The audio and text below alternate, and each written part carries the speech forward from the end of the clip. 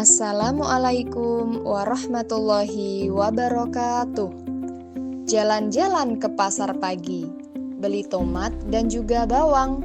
Pacaran bikin hati rugi, mending fokus ke masa depan yang cemerlang. Perkenalkan, saya Ike Maisari Silvana, pengampu mata pelajaran Pendidikan Agama Islam di SMK Negeri 2 Magelang. Pada kesempatan kali ini, kita akan membahas sebuah materi yang sangat menarik melalui media pembelajaran mata pelajaran Pendidikan Agama Islam dan Budi Pekerti khusus fase E atau kelas 10 SMK. Materi kali ini yaitu mengenai menjauhi pergaulan bebas dan perbuatan zina untuk melindungi harkat dan martabat manusia. Nah, sobat solih dan solihah, tentunya kita semua tahu bahwa pergaulan bebas dan semua perbuatan yang dapat mengarah ke perzinaan dilarang oleh Islam. Perbuatan tercela ini akan mengakibatkan hancurnya kehidupan pribadi dan merusak tatanan kehidupan masyarakat. Lebih dari itu, pelakunya akan dikucilkan oleh masyarakat dan mendapat laknat dari Allah dan Rasul-Nya. Islam tidak melarang untuk bergaul dengan banyak orang, tetapi Islam menganjurkan untuk bergaul dengan teman dan sahabat yang berakhlak mulia, yang berperilaku sesuai dengan nilai-nilai syariat, serta tidak boleh melanggar norma dan etika.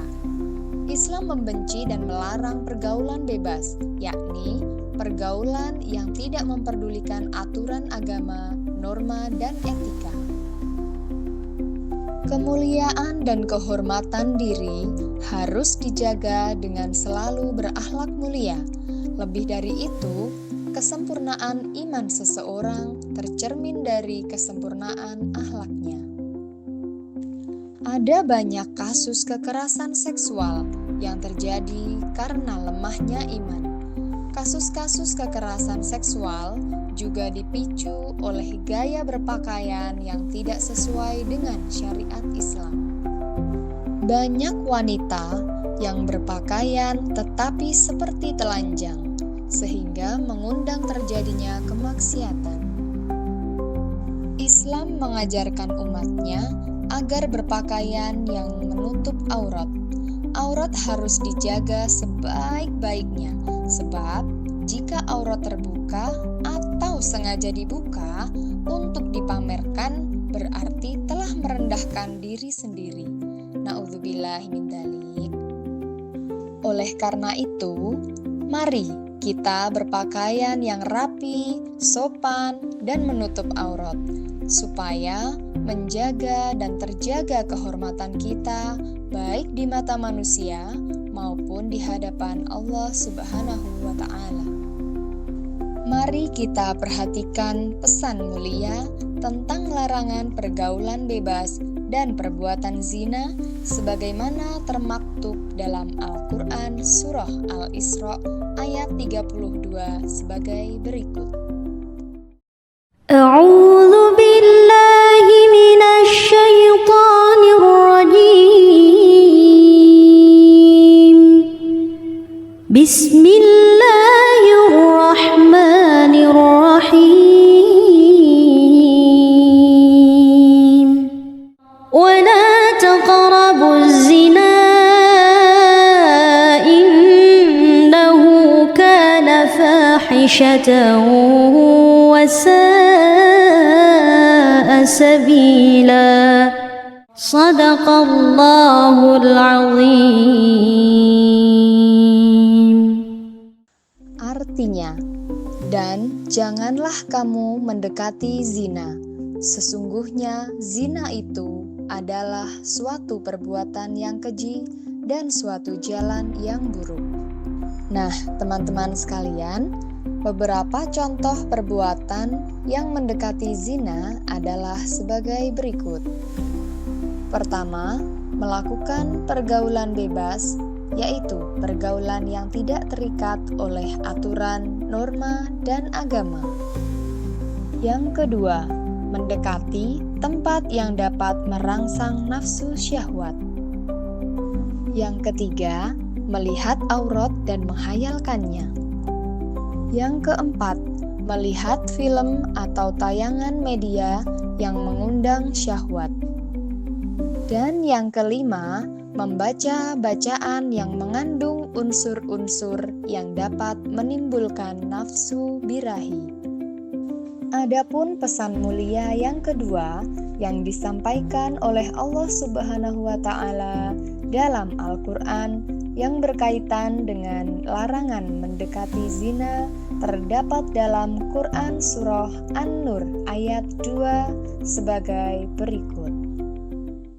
A'udzu billahi minasyaitonir rajim. Bismillahirrahmanirrahim. Az-zaniyatu waz-zani fajlidu kulla wahidin minhuma mi'ata jaldah wa la ta'khudhukum bihima ra'fatun fi dinillahi in kuntum tu'minuna billahi wal yawmil akhir wal yashhad 'adzabahuma ta'ifatun minal mu'minin. Shadaqallahul 'azim.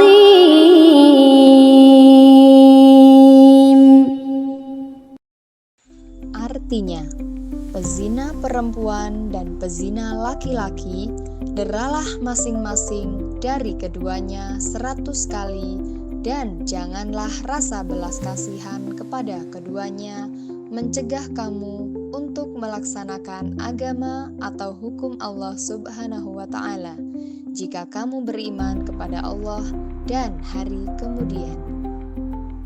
Ayat ini menyampaikan 3 pesan penting kepada kita. Pertama, pelaku zina baik laki-laki maupun perempuan dihukum dengan cara didera atau dicambuk sebanyak 100 kali. Yang kedua, Allah melarang orang beriman berbelas kasihan kepada keduanya hingga mencegah menjalankan hukum Allah. Dan yang ketiga, pelaksanaan hukum bagi pelaku zina disaksikan oleh sebagian orang yang beriman. Islam membagi perilaku zina menjadi 2 bagian. Pertama, zina muhson, yaitu zina yang dilakukan oleh seorang laki-laki atau perempuan yang sudah pernah menikah. Yang kedua, zina ghairu muhson, yaitu zina yang dilakukan oleh seorang laki-laki atau perempuan yang belum pernah menikah atau masih perjaka ataupun gadis. Ada 2 cara untuk mengetahui dan membuktikan apakah seseorang telah melakukan perbuatan zina atau tidak. Pertama, dengan menghadirkan 4 orang saksi. Syarat saksi yang diperbolehkan dalam kasus perzinaan adalah laki-laki yang adil dan memberikan kesaksian yang sama tentang waktu, tempat, dan melihat dengan mata kepala sendiri saat pelaku melakukan perbuatan zina. Yang kedua, adanya pengakuan dari pelaku zina bahwa dirinya telah berzina. Dan syarat yang terakhir yaitu saksi harus sudah balik dan berakal. Adapun dampak buruk dari pergaulan bebas dan perbuatan zina antara lain sebagai berikut. Yang pertama yaitu menimbulkan berbagai jenis penyakit kelamin seperti misalnya HIV, AIDS, dan lain sebagainya. Yang kedua, pelaku zina akan dihukum berupa dera atau cambuk sebanyak 100 kali atau dirajam sampai mati. Hukuman ini berfungsi untuk memberikan efek jera kepada pelakunya. Dampak yang ketiga yaitu mendapat hukuman sosial dari masyarakat, yakni dikucilkan oleh masyarakat. Kemudian, dampak yang keempat yakni merusak dan mengaburkan hubungan nasab keturunan, alias membuat garis keturunan menjadi tidak jelas, karena keturunan yang sah menurut Islam adalah anak yang dilahirkan dari pernikahan yang sah. Dampak berikutnya yaitu dapat menghancurkan masa depan anak. Anak yang lahir dari hasil zina akan mengalami tekanan psikologi dan mendapatkan kehidupan yang sulit karena tidak memiliki identitas ayah yang jelas. Serta yang keenam, dampak buruk dari pergaulan bebas dan perbuatan zina yaitu dapat memicu perbuatan dosa besar yang lainnya, seperti menggugurkan kandungan atau aborsi, membunuh anak hasil zina, membunuh wanita yang telah hamil karena perzinaan, atau bunuh diri karena malu telah berzina. Adapun hikmah pengharaman pergaulan bebas dan zina adalah sebagai berikut. Pertama, dapat menjaga harga diri, kehormatan, dan martabat kemanusiaan. Yang kedua, menjaga keturunan agar terhindar dari ketidakjelasan nasab. Yang ketiga, menjaga diri dari penyakit yang ditimbulkan dari perzinaan seperti penyakit kelamin. Yang keempat, menghindari dosa-dosa lain yang diakibatkan setelah perbuatan zina. Serta yang kelima, memberikan efek jera kepada orang lain. Hal ini dikarenakan hukuman berat bagi para pelaku zina akan menimbulkan rasa takut untuk mendekatinya. Berikut beberapa cara efektif yang bisa dilakukan untuk menghindarkan diri dari pergaulan bebas dan perbuatan zina. Pertama, berpakaian menutup aurat, rapi, dan sopan. Yang kedua, memilih teman bergaul yang solih dan solihah, sebab teman yang solih dan solihah akan mengajak berbuat baik dan saling mengingatkan akan bahaya perbuatan maksiat. Yang ketiga, menghindari tempat-tempat maksiat yang dapat memberikan peluang dan kesempatan untuk berbuat zina.